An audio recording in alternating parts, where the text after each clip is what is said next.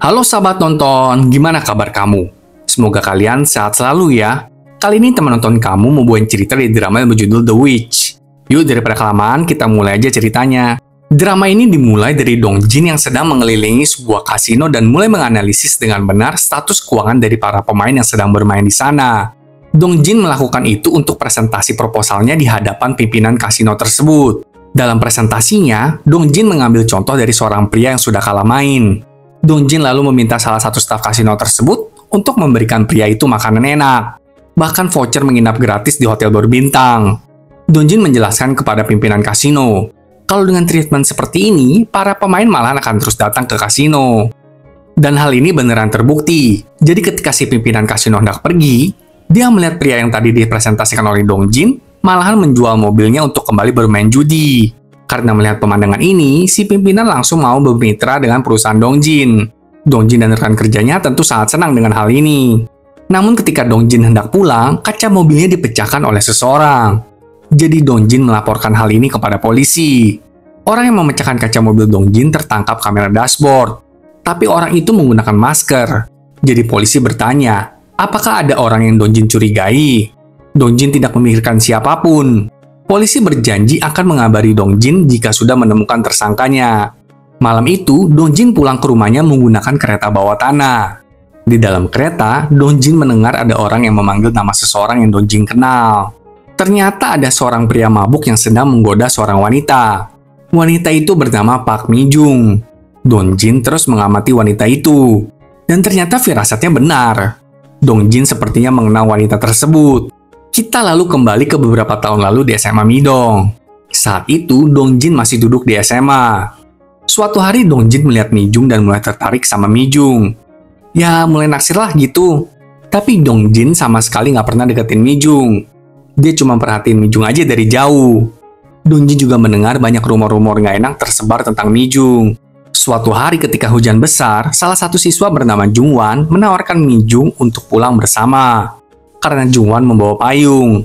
Awalnya Mi Jung menolak, tapi Jung Wan terus memujuknya.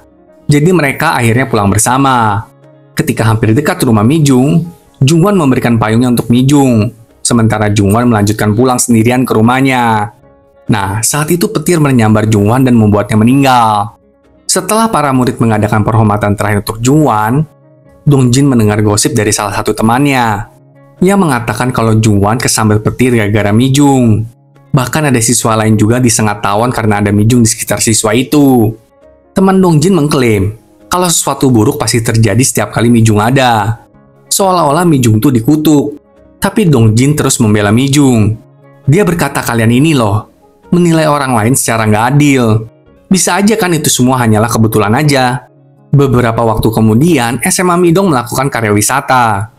Dong Jin tentu bersenang-senang dan berfoto bersama dengan teman-temannya. Ketika itu Dong Jin melihat Mi Jung duduk sendirian. Dan karena Dong Jin tertarik dengan Mi Jung, jadi dia memotret Mi Jung secara diam-diam. Lalu setelah beberapa waktu berlalu, kita melihat siswa lain pun meninggal. Itu terjadi di bulan Maret tahun ajaran baru. Saat Dong Jin memulai tahun ketiganya di SMA Midong. Dan siswa yang meninggal itu ada di kelas Dong Jin. Kali itu, para murid pun kembali bergosip. Intinya ya, siswa itu meninggal kesetrum karena sedang barengan sama Mi Jung. Para murid berkata kalau Mi Jung adalah penyihir dan memperingatkan satu sama lain untuk tidak berada di dekat Mi Jung. Dong Jin yang mendengar hal ini pun hanya memperhatikan Mi Jung aja dari jauh.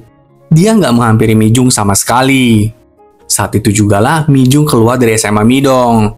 Kembali ke saat ini, Mi Jung pun keluar dari kereta bawah tanah. Dan karena dulu Dong Jin nggak sempat mengajak Mi Jung bicara sekalipun, jadi kali ini Dong Jin berusaha mengejar Mi Jung. Dong Jin mengikuti Mi Jung dari keluar stasiun sampai ke daerah perumahan Mi Jung. Dalam perjalanannya, Dong Jin melihat Mi Jung sedang memberi makan kucing liar. Dong Jin pun bisa mendengar keluhan-keluhan yang Mi Jung utarakan, di mana Mi Jung tidak tahu bagaimana dia harus hidup atau bagaimana jika dia menghilang aja dari dunia ini. Setelah itu, Mi Jung pun melanjutkan perjalanannya. Sementara Dong Jin terus membuntutinya dari belakang. Sampai pada akhirnya, Dong Jin tahu di mana Mi Jung tinggal. Dong Jin hanya berkata dalam hati, kalau pasti ada alasan kenapa akhirnya dia bertemu kembali dengan Mi Jung.